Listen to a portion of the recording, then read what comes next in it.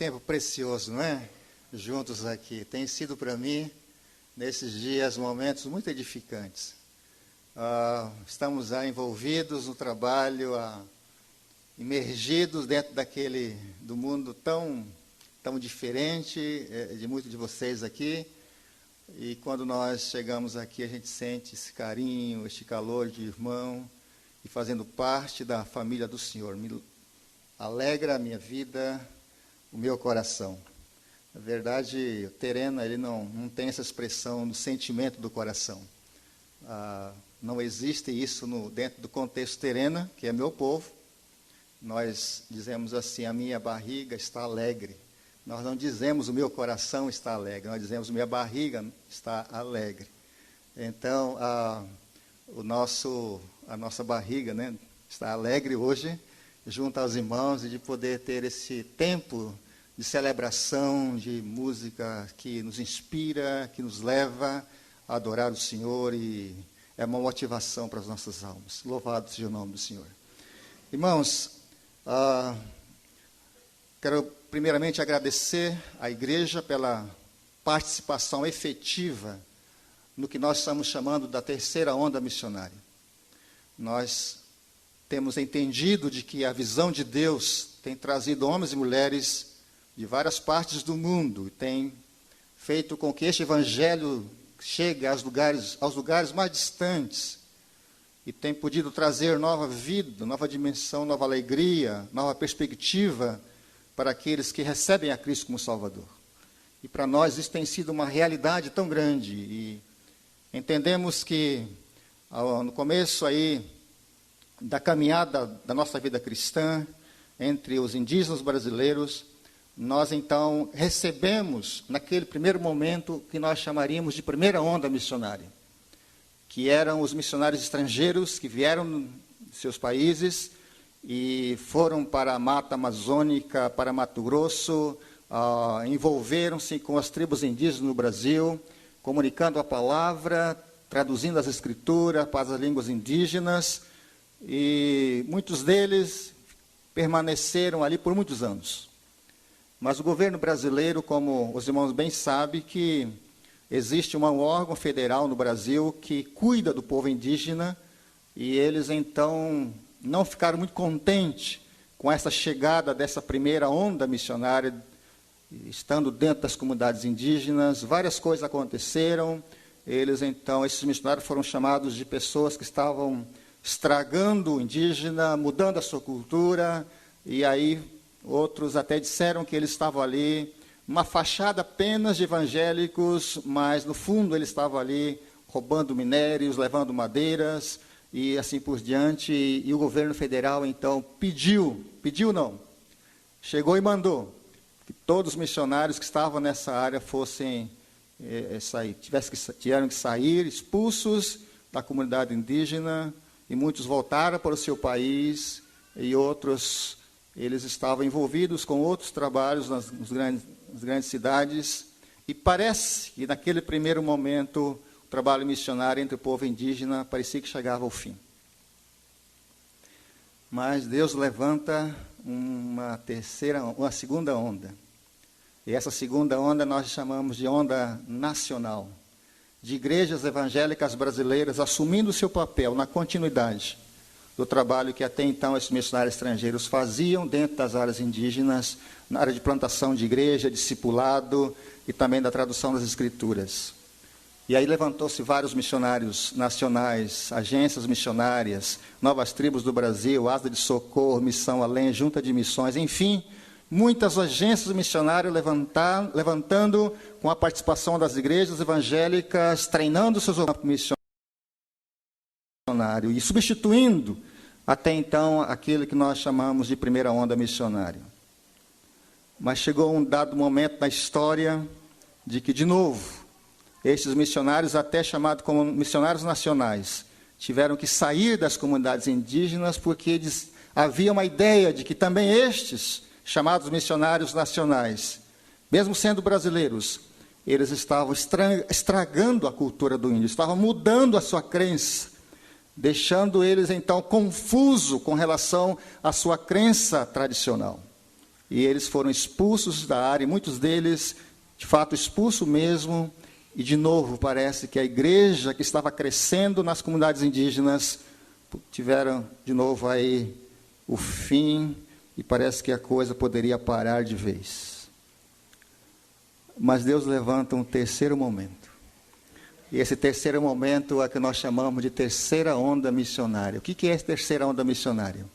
É os próprios indígenas brasileiros se levantando para assumirem o papel de missões e dando continuidade da primeira e da segunda onda missionária, se envolvendo agora na área de tradução, de plantação de igrejas e discipulado, e, enfim, envolvendo com a obra missionária em várias partes do nosso país.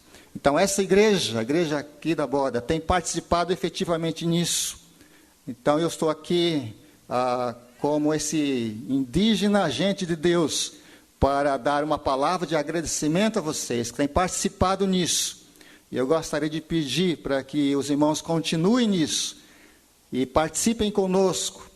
E assim nós teremos, ao longo desses próximos anos, vendo igrejas evangélicas indígenas fortes, estabelecidas e louvando a Deus. E eu quero dizer para os irmãos que nós estamos agora no que nós estamos chamando de quarta onda missionária. Nós estamos agora índios evangelizando índios agora. A quarta onda missionária, e nós vamos então observar isso nos próximos anos. Irmãos, nós estamos envolvidos com vários trabalhos no Brasil, e uma delas é a plantação de igrejas e também o trabalho de discipulado de indígenas, crentes, indígenas pastores, igrejas indígenas, envolvendo com outros grupos étnicos. Por exemplo, nós temos os Waiwais, que é bem no norte do país. Os Waiwais não são mineiros, são um grupo étnico bem no norte do Brasil. Eles estão agora envolvidos com a obra missionária. E desde então eles entenderam que deveriam assim viajar para comunicar a mensagem de Deus. E viajaram vários dias de barco para alcançar um outro grupo chamado Arara, e eles estão agora implantando essa igreja ali e dando esse crescimento para a igreja evangélica Arara. E nós começamos um projeto para ajudar essa igreja, para ajudar esses irmãos que estão saindo das suas comunidades e indo para esses lugares que não é a sua comunidade, que não é o seu povo, que não fala a sua língua, e estão ali ajudando no fortalecimento da igreja evangélica brasileira indígena local. Para isso, nós desenvolvemos um material muito interessante, e está ali na frente, depois você pode pegar, e por um valor simbólico, está ali, você pode pegar depois, e todo o recurso levantado neste material vai ser então enviada para este missionário Waiwai, que está aí envolvido agora com o trabalho que não é o seu grupo propriamente dito. Então, queridos, nós temos assim muita alegria de poder dizer que a obra do Senhor cresce, que há avanços na obra missionária, e que nós podemos assim observar ao longo de todos estes chamados ondas missionárias, de como Deus participou e como Deus tratou os nossos corações, quebrou as barreiras iniciais, não é? Nos trouxe mais próximas uma da outra. Ela nos levou assim a acreditar que nós, como povo de Deus, temos um papel importantíssimo no avanço do reino, que é a expansão da sua glória, do poder até esses lugares mais distantes. Quando nós assistimos um vídeo dessa natureza, daquele irmão contando um pouquinho desses irmãos presos e sofrendo, morrendo em prol do Evangelho, o nosso coração fica doído por causa disso. E nós podemos, assim como a igreja, orar para que Deus levante mais obreiros, e assim nós teremos o avanço do reino, e aí a palavra de Deus crescendo e indo cada vez mais a esses lugares. Queridos, nessa noite, gostaria de trazer para uma reflexão nossa sobre a palavra do Senhor no que diz respeito à nossa tarefa como missão. A nossa tarefa missionária enquanto igreja. a igreja de Cristo, a igreja do Senhor Jesus, que eu e você e eu somos igreja de Cristo, temos uma tarefa tão grande na mão para realizar, de proclamar as verdades do Senhor em lugares distantes ou em lugares perto. Essa é a tarefa nossa da igreja. Eu estava pensando um pouquinho, quando eu estava trabalhando, meditando nesse texto para hoje à noite, de como o Evangelho chegou entre nós, entre o povo terena, em 1912. Chegou entre nós e com aqueles irmãos que pouco falavam a língua portuguesa, e muito menos falavam a nossa língua, mas com desejo forte no coração, o desejo que ardia junto a eles da comunicação das verdades de Deus. A Bíblia nos exorta que nós devemos olhar para o Senhor e ter a direção dele para que nós possamos caminhar ao longo da nossa história proclamando as verdades de Deus.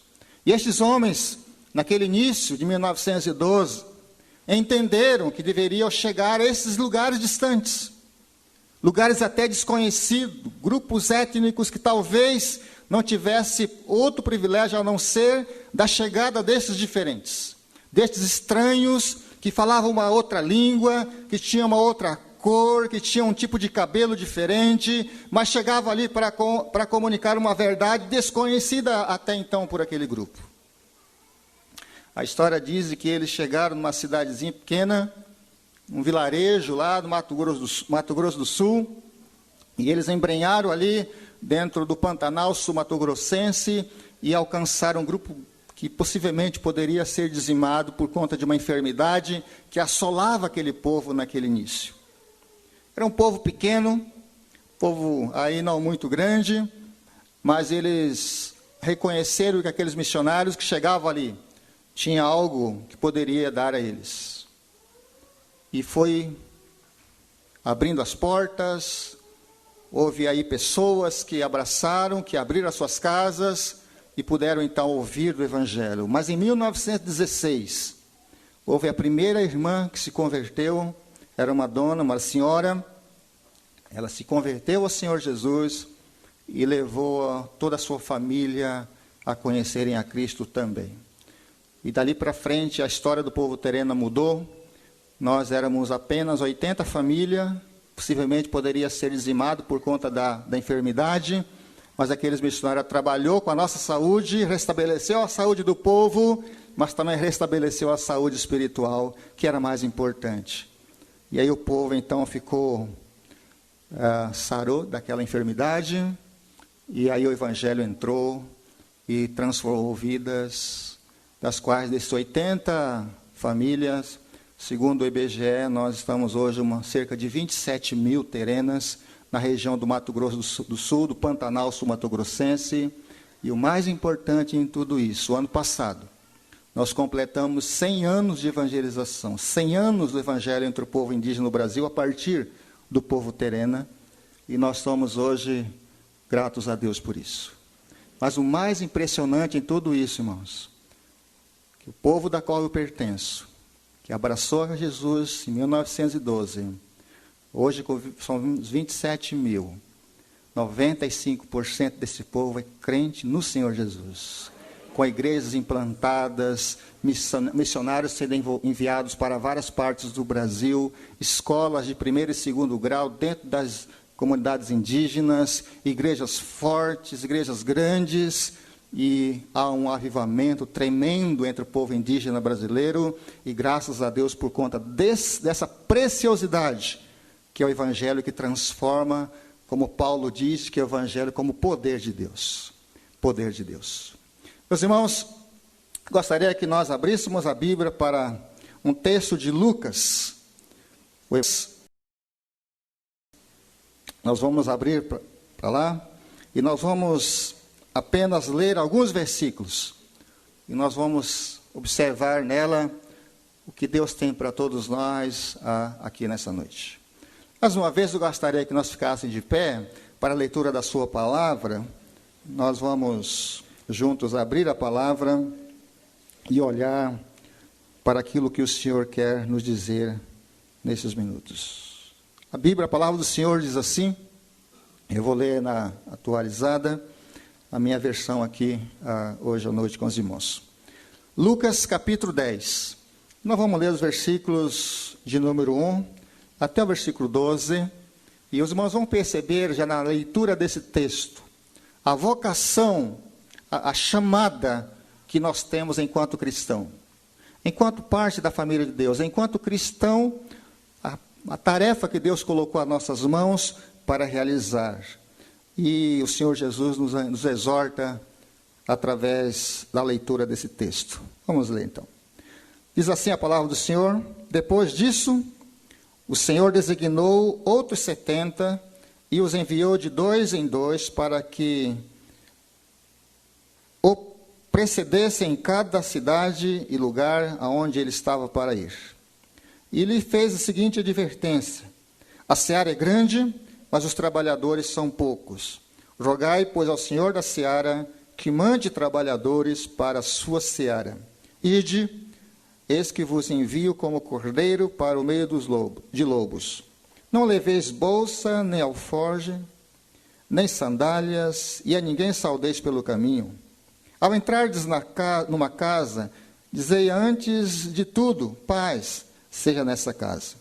Se houver ali um filho da paz, repousará sobre ele a vossa paz. Se não houver, ela voltará sobre vós. Permanecei na mesma casa, comendo e bebendo do que eles tiverem, porque digno é o trabalho do seu trabalhador do seu salário.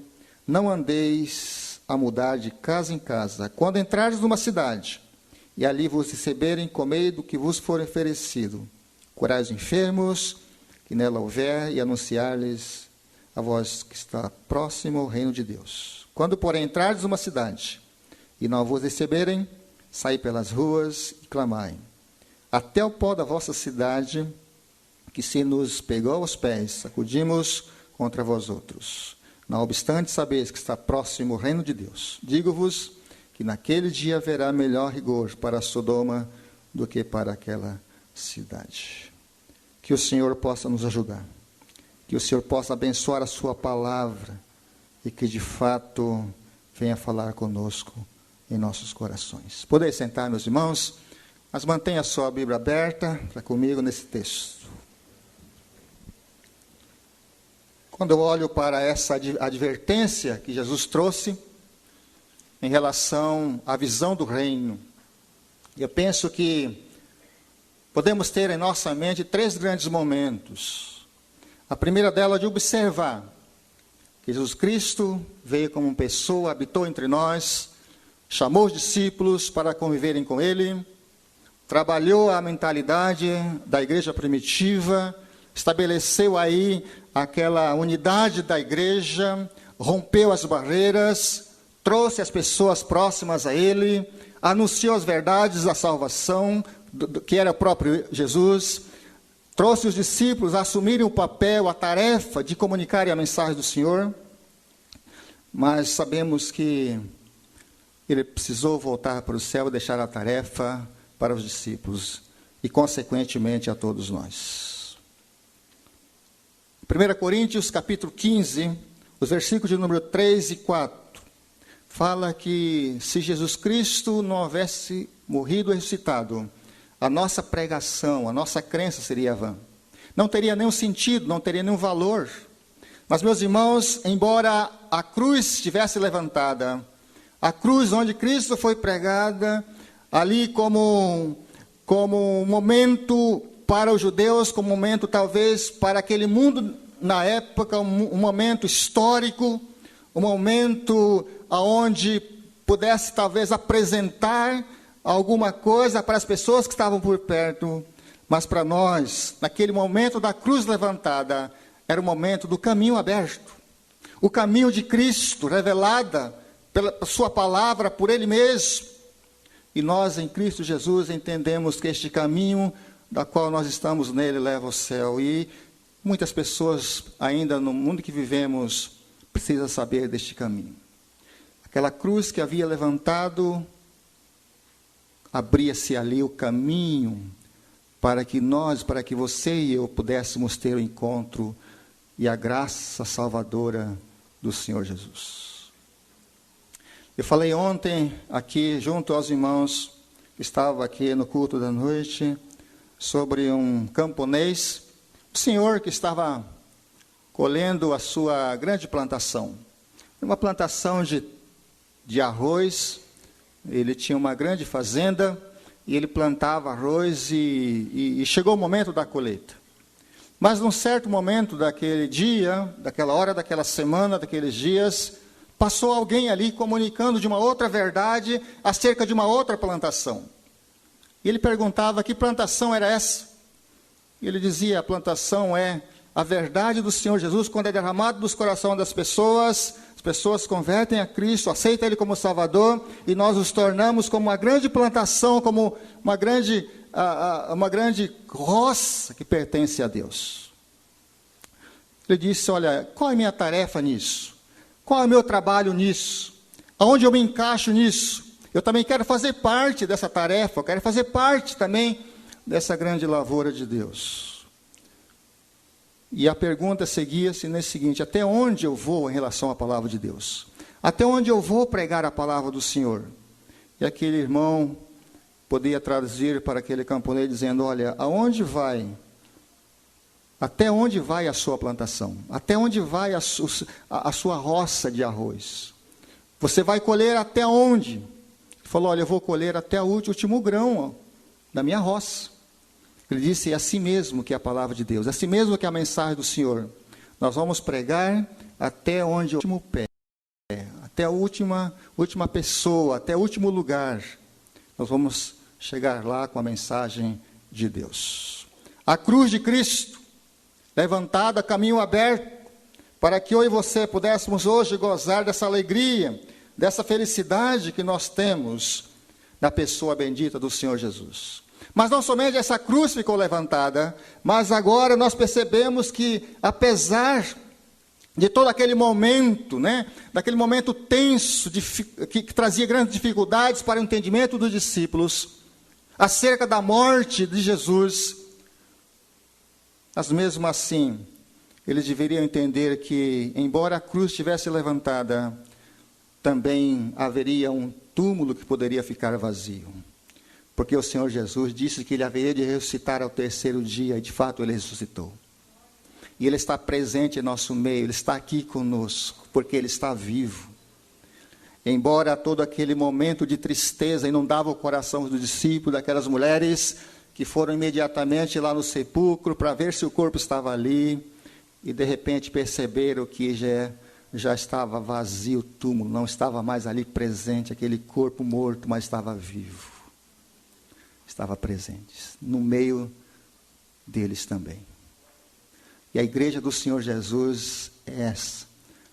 A igreja do Senhor deve observar de que, embora nós percebemos que ainda há pessoas no mundo que vivemos, que necessitam de ouvir da graça de Cristo, mas precisam entender também de que Jesus não apenas morreu na cruz do Calvário, não apenas inaugurou um novo túmulo ali, mas Ele ressuscitou, está vivo, e as pessoas precisam ouvir disso. Os indígenas no Brasil, queridos, precisam ouvir dessa graça salvadora do Senhor Jesus. Tem um colega nosso que diz que, enquanto muitos de nós crentes estamos esperando o Senhor Jesus pela segunda vez, tem indígenas ou tem grupos étnicos no mundo que ainda não ouviu de que Ele já veio pela primeira vez. E eles precisam escutar disso.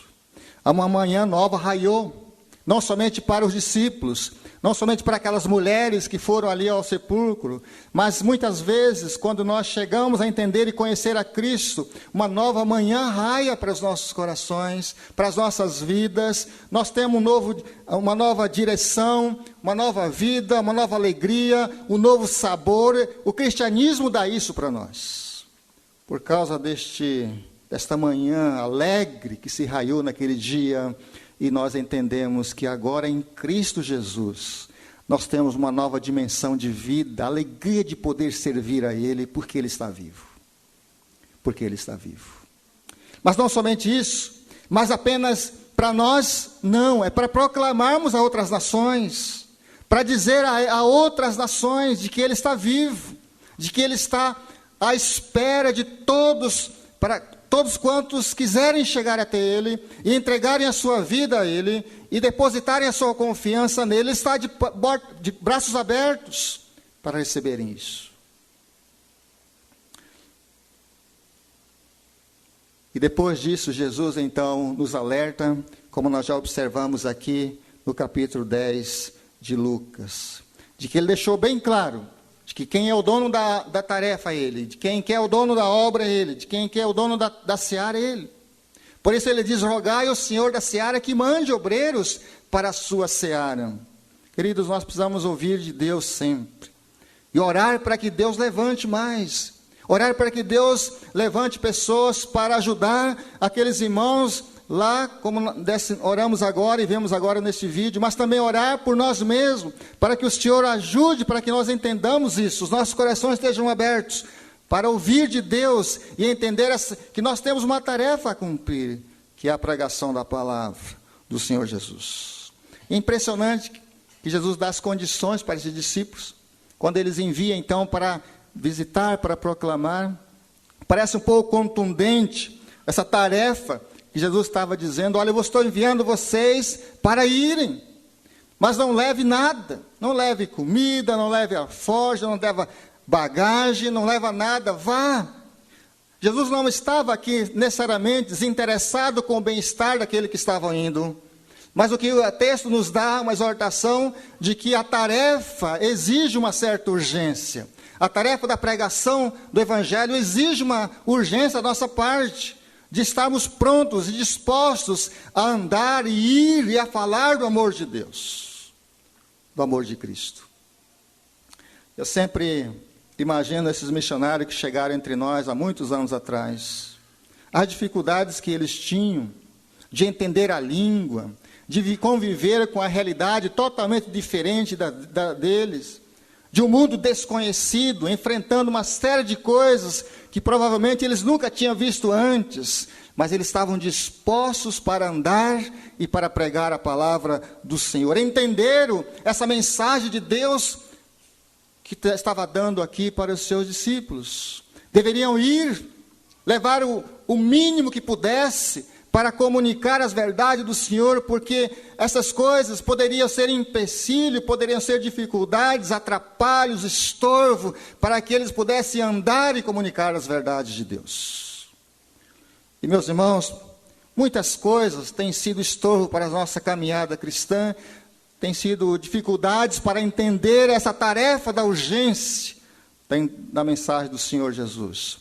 Talvez a sua dificuldade seja essa, seja aquela, seja grande, seja pequena, mas devemos ter no nosso coração, a nossa mente, o que Jesus queria dizer para os discípulos, quando Ele diz: olha, pegue o mínimo que vocês puderem. Não deixe essas coisas atrapalharem a visão do reino, atrapalharem a caminhada da pregação da palavra. Não deixe que essas coisas atrapalhem o reino crescer, a dimensão do reino crescerem. Faça isso de forma que as pessoas entendam de que há um Salvador, de que há um Senhor, há um Deus sobre todas as coisas. Precisamos saber disso, e os discípulos então entendiam isso. Mas ele dizia também que nós vamos encontrar perigos pelo caminho, vamos encontrar desafios pelo caminho enquanto pregamos a palavra. Nós não podemos ter essa questão na nossa mente de que o trabalho missionário, aquele trabalho assim, que não vamos ter nada de dificuldade, não vamos encontrar nada, é só entregar a palavra, é só... Não, vamos ter dificuldades. Aqui Jesus fala de lobos pelo caminho.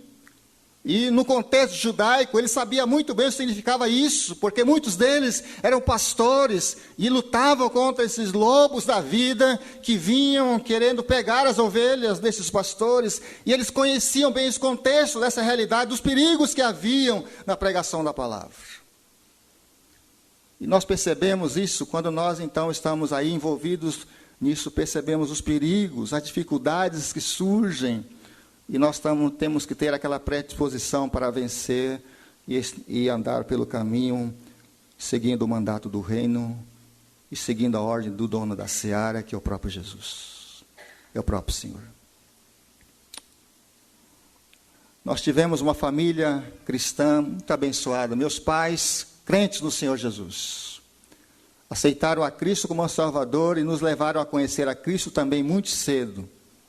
E ele tinha um jeito muito especial. Meu pai não era de falar muito. Ele não subia no púlpito, não dava uma mensagem, ele não pregava. Ele tinha muita dificuldade na comunicação. Mas uma coisa ele colocou no coração dele, de que todas as manhãs, antes de ir para a roça, antes de trazer a comida para casa, buscar lá a mandioca, trazer o mamão, a banana para sustento da nossa família, ele sempre tinha um momento com Deus.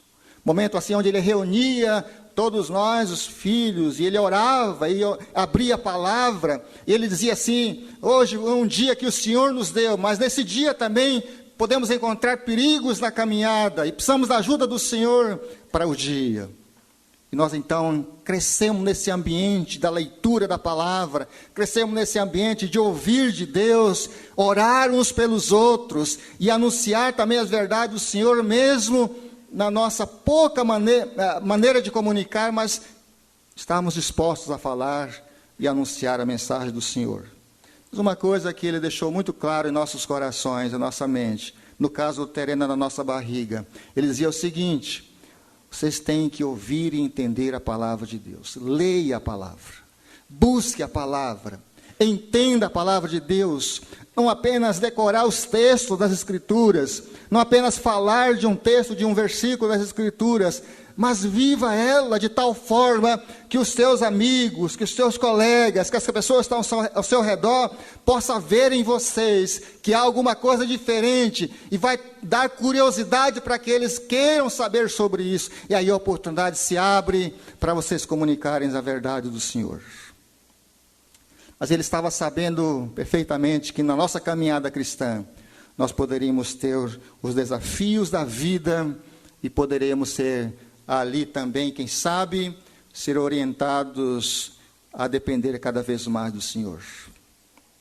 Interessante que esses missionários que trabalharam com o povo indígena na década de 80, especialmente uma organização missionária, eles então sofreram uma perseguição muito forte aqui no Brasil, e muitos deles foram totalmente expulsos da área e não podiam mais continuar com o trabalho missionário. Até hoje ainda eles estão lutando para voltar lá.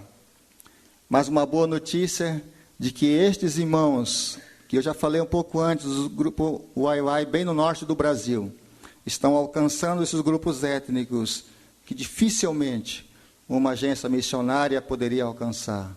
E eles estão buscando isso, estão envolvidos nisso. E um disseram: olha, nós não estamos com medo de nada, não estamos com medo do governo, nós não estamos com medo das pessoas. Possivelmente poderíamos encontrar dificuldades, sim, mas nós vamos, em nome de Jesus, pregar a palavra e anunciar as verdades do Senhor Jesus. Sujar o pé com o pó da estrada. Vamos estar dispostos a caminhar e andar, proclamar as verdades de Deus. Os pés descalços, pés de bota, pés de tênis, pés. Jesus nos alerta de que nós devemos usar os nossos pés para proclamar as verdades de Deus. Tem um texto que diz: quão formosos são os pés dos que anunciam as boas notícias.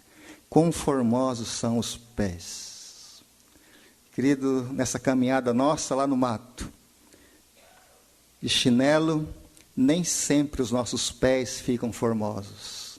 Está cheio de lama, está cheio de barro, está cheio de pó da estrada, do caminho ali, às vezes machuca numa pedra, bate o dedo ali numa árvore, numa raiz, e assim segue. Mas Jesus fala: quão formosos são os pés daqueles que anunciam as boas novas. Jesus nos deu uma tarefa para fazer. A igreja de Cristo recebe uma tarefa para fazer, eu e você. A tarefa é essa, da proclamação das verdades de Deus. De anunciar o recado de Deus, para que as pessoas ouvem, escutem a mensagem salvadora do Senhor Jesus. É como Marcos Maioruna, por exemplo, que trabalha lá no Vale do Javari. Marcos Maioruna, que é apoiado pela igreja aqui, e o Edson Bacairi, como irmãos em Cristo, que tem colocado a sua vida ao serviço do reino. Marcos Maioruna, em uma das mensagens, ele disse: olha, eu estou pronto, se for possível, até morrer, mas eu quero pregar a palavra de Deus. Eu quero anunciar o Evangelho. E nós temos um outro rapaz lá, chamado, é um Matiz, do grupo Matiz, chamado Chapu, não Shampoo, mas Chapu, o nome dele, e ele então está também disposto a falar do Evangelho. E aí, um certo dia, eles estavam andando na mata, antes de conhecer a Jesus, andando na mata lá com o seu pai, e de repente uma onça chega e pula nele. E quase que morreu. E as unhas, né? Pegou essa parte dele e quase tirou todo o couro cabeludo do Matiz, do Chapu Matiz. Mas não se sabe por que aquela onça não comeu ele. Depois descobriram que a onça estava velha demais, estava sem dente já, e não deu conta de matar o Chapu. E aí ele então saiu, e aí foi para a cidade, foi tratar lá no hospital de Atalaia do Norte, que é próximo lá à sua comunidade, e lá alguém falou do amor de Deus para ele. E foi estudar entre os índios Ticuna, num seminário, se converteu ao Senhor Jesus, se tornou discípulo de Jesus, hoje é um homem que tem colocado sua vida à disposição no reino de Deus, um grande missionário naquele lugar. Um Matiz, possivelmente um missionário tradicional, diria assim, não poderia entrar dentro daquelas comunidades por conta do governo, mas o Matiz, que é de lá, pode entrar, o Maioruna, que é de lá, pode entrar e assim falar abertamente do amor de Deus. E ele está falando do amor de Deus, apresentando filme lá, filme Jesus na língua aí, e fazendo assim um alvoroço tremendo dentro da comunidade. Agora o governo está olhando de lado, mas não pode fazer nada, porque é um próprio indígena fazendo isso, o evangelho crescendo, o povo se convertendo, e tudo mais acontecendo. Sabe por quê? Porque um dia ele entendeu de que deveria sujar os pés para proclamar as verdades do reino. Jesus Cristo, nosso Senhor. Queria terminar hoje à noite pensando em uma das coisas que tem impactado o meu coração. Há muitos anos atrás, entre o nosso povo, houve um senhor que aceitou a Cristo como Salvador da sua vida. Naquela época, na nossa comunidade, não havia um cristão, mas ele aceitou a Cristo. Reconheceu que precisava do Salvador, mas foi perseguido severamente por conta da sua fé. E um dia a comunidade toda reuniu com ele, disseram para ele: olha, ou você abandona a sua fé neste chamado Deus, desse Deus do branco, que não é o nosso Deus, ou você morre. Deram para ele umas 2-3 dias para pensar sobre essa possibilidade de deixar ou não a sua fé. No final daquele 3º dia, as pessoas reuniram com ele de novo e perguntaram para ele: daí, qual é a sua decisão? Ou você morre, ou você fica vivo? Ele disse: eu decidi que eu vou ficar com a minha fé. Eu não vou abandonar. Eu sei que é o meu Senhor. Transformou a minha vida. Se for possível, até eu posso morrer por causa desse nome precioso. E eles decidiram, então, a matar aquele senhor. Promoveram uma grande festa na comunidade para fazer o fim daquele senhor.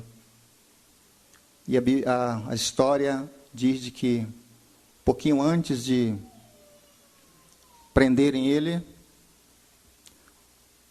colocaram ele num cavalo e passearam em toda a cidade, com ele amarrado, e disseram, essa pessoa aqui vai morrer, porque ele está deixando a nossa crença normal. Ele está nos abandonando. Ele está seguindo a um outro Deus. E nós vamos matar ele por conta disso. Então anunciou para toda a comunidade, como se fosse um troféu perante toda a comunidade. E chegou o momento em que ele poderia morrer. No meio da comunidade, armaram um grande tronco. Toda a comunidade foi chamada para assistir aquele momento oportuno, onde poderia certamente ele morrer. Amarraram todo ele e começaram a torturar aquele senhor, dos pés à cabeça, a morrer por conta daquela tortura, mas ele não morreu. E no final não conseguiram, e ele disse, olha, traga para mim, lá na minha casa, lá embaixo da minha rede, tem um livro ali. É um livro que um missionário deixou para mim ler. Traga para mim aqui. Então foram lá buscar, trouxeram para ele, mas quando chegaram na frente dele para entregar, não entregaram. Disseram, esse é o livro que está dizendo? Ele disse, sim, esse é o livro chamado Bíblia, a palavra de Deus. Então eles começaram a tirar folha por folha, e começavam a rasgar uma por uma, em frente dele.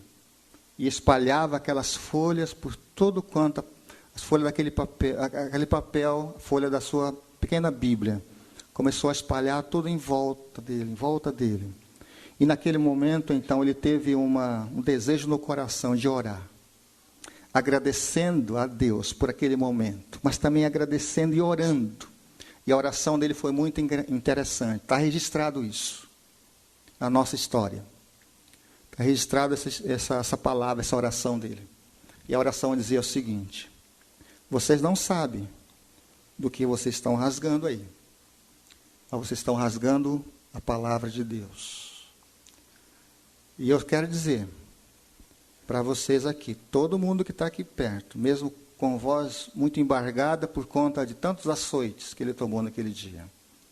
Mas ele dizia assim, de que cada folha daquela Bíblia que estava sendo espalhada naquele recinto, naquela comunidade, seria um crente no Senhor Jesus naquela comunidade. Irmãos, passaram-se 30 anos depois. Aquela comunidade toda aceitaram a Cristo como Salvador. E foi uma das maiores igrejas terrenas a enviar dezenas de missionários para a maior parte do Brasil. Inclusive um deles sou eu. Enviada por essa igreja. Igreja que nasceu com a oração daquele irmão, dizendo, olha, está espalhando a parte da minha escritura aqui. Está espalhando parte da Bíblia aqui. Mas essas folhas serão cada crente que estará nascendo aqui nessa comunidade. E aquilo se tornou uma voz de Deus profética para aquele lugar. E vários crentes nascendo, irmãos se convertendo, pessoas chegando a Cristo, igrejas fortes. Nós temos lá hoje 4 igrejas grandes, sendo envolvidas com a obra missionária, fruto da perseverança daquele homem que entendeu que mesmo diante das dificuldades e dor física, ele não abandonaria a sua fé. Ele cria no Senhor Jesus. Talvez nossos dias hoje precisamos entender isso. Trazer para as nossas vidas este mesmo desejo que Jesus tinha para com os discípulos, de proclamar as verdades, de ir avançando cada vez mais, mas também dos nossos dias, de estarmos avançando cada vez mais, e proclamando as verdades do Senhor em vários lugares. Talvez você não vá lá para a Amazônia, talvez você não vá lá para a África, para a Ásia, para os países do Oriente, talvez você não vai ser um missionário lá, mas você pode ser um missionário aqui onde você está. Onde você está, na sua empresa, na sua escola, na sua casa. Ali você pode ser um missionário, onde pode orar para que Deus possa abençoar a obra do Senhor em várias partes do mundo. E não somente isso, mas participar nela também financeiramente, para que a obra do Senhor cresça cada vez mais, e que pessoas possam ser abençoadas ao longo da nossa história de missões, e que centenas e milhares de pessoas venham a conhecer a Cristo como Salvador, através da sua participação efetiva na obra missionária. Que Deus possa nos ajudar, que o Senhor possa nos orientar e cada vez mais animar a gente para andar no caminho do Senhor e vivenciá-la de tal forma como esses discípulos aqui. Mesmo diante de lobos, mesmo diante de poucos recursos, pouca mochila, pouca coisa, mas a urgência da obra o fazia que caminhasse cada vez mais e sujassem os pés na proclamação das verdades de Deus. Que o Senhor nos abençoe. Baixe sua cabeça, vamos orar mais uma vez.